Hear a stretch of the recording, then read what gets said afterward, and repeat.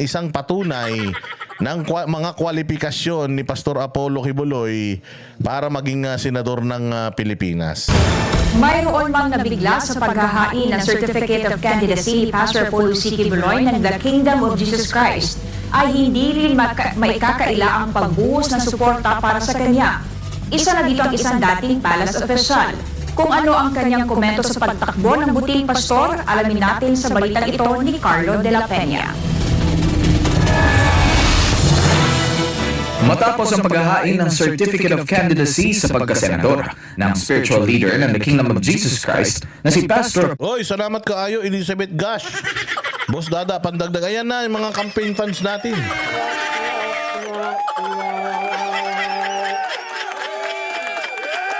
Ikakampanya natin si Pastor. Patato ko kaya si Pastor. Patato ko dito sa may chan ko.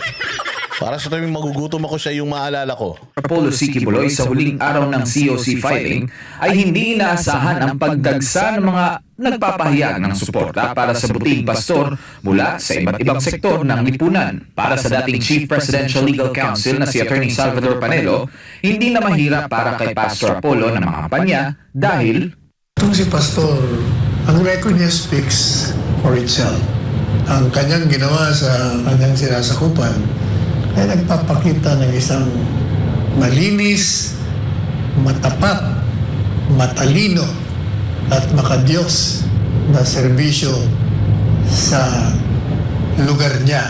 At gusto niyang i-expand ito sa pangkalawakan at sa buong kapuluan. sa kabila ng mga batikos at maling akusasyong ibinabato kay Pastor Apollo ay hindi maikakaila na kahit na hindi pa siya isang opisyal ng pamahalaan ay marami na itong nagawang kabutihan sa iba't ibang sektor ng lipunan. Kabilang na dito ang pagpapaunlad ng pamumuhay ng mga indigenous people at mga mahihirap, pagbibigay ng libreng edukasyon sa mga kabataan, maging ang pangangalaga sa kalikasan at higit sa lahat, ang pagtuturo at pangangaral ng mga salita ng Diyos na siyang nagbibigay ng pagbabago sa bawat isa, maging kasapi man ng KOJC o hindi. Kaya naman kung magiging alam mo, ganito katindi si Pastor Apollo Kibuloy. Kahit hindi niya kalahi. Kahit hindi niya kalahi, hindi niya kilala, alam niya kung paano babaguhin ang buhay mo. Kayo pa kaya? Yung mga naghihirap nga ng mga kabataan sa iba't ibang mga bansa, tatutulungan niya, ibang bansa na yan. Dito pa kaya? Kaya kayong mga basher, lalong-lalo ka na Risa Ontiveros ka, kapag may kingdom ka na, kapag may sarili ka ng eskwelahan ka, kapag may sarili ka ng bundok, oo, yan, pwede ka nang magsalita against kay pastor, pero ka, kung wala ka pa namang nagagawa talaga para sa bayan mo, kumbaga ang feeling mong nagawa mo pa lang sa buhay mo ay yung pagiging senador mo, ibahin mo si pastor. Bago nagsenador si pastor o bago siya magkandidato ng senador, marami na siyang nagawa sa Pilipinas. Kupal ka. Ikaw, bukod sa pag-rally-rally mo, bukod sa pag-sigaw-sigaw nyo sa kalsada, ano na bang nagawa nyo sa bayan? Ano nang nagawa mo sa bayan?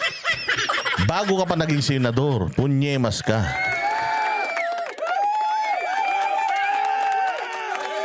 Kung wala, Ontiveros, shut up ka na lang. Oo, gusto ko sa mga Senate inquiry, gusto ko nasa tabi mo si pastor. Oo, gusto ko katabi mo siya at gusto ko kasama mo siya sa lahat ng komite. Oo, buwisit ka para matauhang ka. Isang senador, si Pastor Apollo, ay siya na ang magiging isang halimbawa para sa iba pang mga opisyal ng pamahalaan kung ano ang dapat. Oy, grabe naman si Ranger Trucker ng Europe. Ayan, Boss D, all out support for Dutertes at kay Pastor Q. Salamat kayo.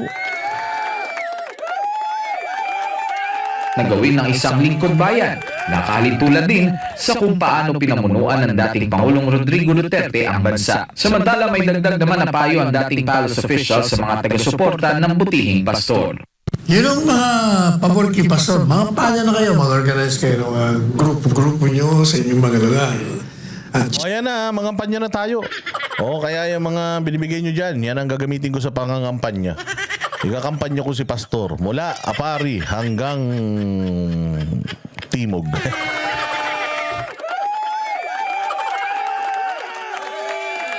Yun.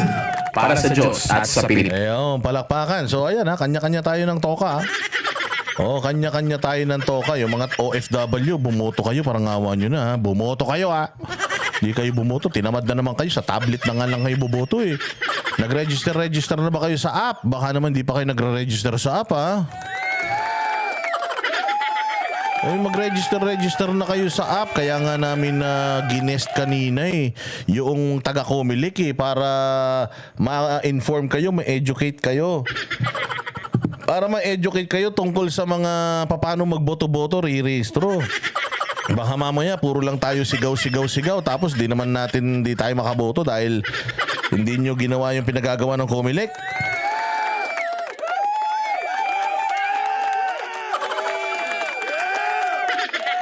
Boss Dada, paano mag-register? Ayan ang sinasabi ko eh. Punta kayo sa Facebook page o kaya sa website ng Comelec. O, tapos meron doon na information campaign, video, kung paano po mag-register, mag-install ng app dyan sa mga cellphone ninyo. Okay. Yung pong bansang China, Timor-Leste, Cambodia yata. Basta yung mga bansa na binanggit kanina, absentee voting doon. Pupunta kayo sa embassy. Doon kayo boboto, ha? Pero yung mga, pwede naman mag-internet, ayan, meron pong app, i-install nyo. Tapos sa araw ng botohan, mauuna kayong boboto. Tandaan ninyo, May 15 yung botohan. June 15 pa lang, na kayo? Ay, April 15. Putang ina, June 15. April 15 pa lang, bumoboto na kayo. So sa OFW pa lang, magkakabilangan na kung sinong mananalo. Saan makikita yung app, Boss Dada? Sa website nga nila, may tutorial doon. Meron silang ibibigay sa inyong link o na kung saan kayo magre-register sa mga mobile phones nyo. Tapos, install nyo na yon para hindi na kayo pupunta sa embassy para magboto. Sa cellphone, sa bahay na lang, may internet. Kahit nakaupo kayo sa CR, sa kubeta. Kahit kumakain kayo ng spaghetti walang sauce. Kahit nakatiwarik kayo o kahit na naghihingalo kayo bago kayo mamatay, bumoto muna kayo. Oo, cellphone lang yun. Pasok nyo yung PIN code nyo. Tapos, iboto nyo na si Pastor Kibuloy dun sa April 15. Alec Banday, register na ako for the first time. Tapos na yata yung registration eh. Yung pong mga registered na mga botante, di ba, ikaw rehistrado ka na, meron ka ng pangalan sa Comelec. Ayun, pwede ka nang gumawa nung app, pero yung magpaparehistro ka pa lang ngayon, tapos na eh. Hindi ko alam Alec Banday, alam ko tapos na yung registration para sa election sa 2025. Ano ba kayo? O ayan, nilagay ni Anharot dito. O sabi ko nga sa inyo, gamitin natin ang lahat ng ating mga kakayanan para ipipin ko to ha. Ayan, http facebook.com election ph. Ayan. Meron daw dyan QR code. Pag click nyo ng QR code, ayan na. Tuturuan na kayo kung paano mag-register. Kailangan alam nyo yung mga information nyo, yung mga voters information nyo.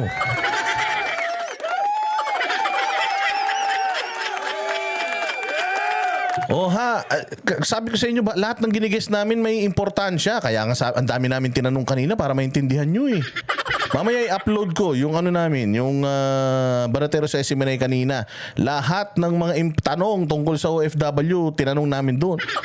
Panoorin nyo ulit. Mamaya i-upload ko, tapos panoorin nyo ha. O nakalagay doon kung sinasabi nila kung ano yung mga gagawin yung mga OFW. Hindi na kayo lalabas. So kahit paggising, hindi na kayo magtututbrush. Oo, kahit yung buhok nyo sa kilikili, wag nyo na munang bunutin.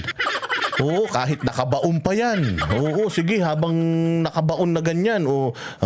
Wait lang, April 15 na. Iboboto ko na si Pastor Kibuloy, ganun.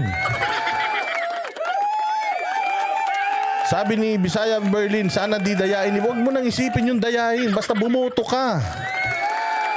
Wag nyo na muna, wag na kayo maging nega. Wala kayong magagawa.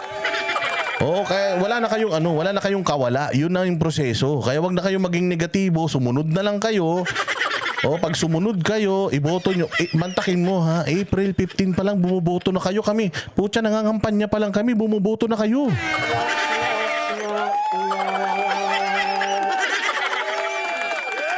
Melchor Katanaw, anong app, Boss Dada? Ayan na nga, nakapin sa taas. I-click nyo yung link mamaya.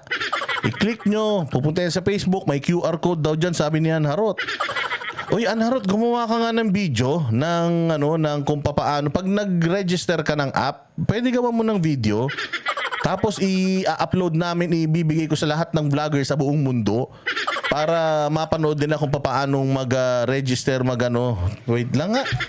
Subukan ko nga maghanap dito. Kayo talaga, O papaano? Tingnan ko nga kung merong dito, merong tutorial. Diyan lang kayo, tingnan ko kung merong tutorial dito sa sa YouTube.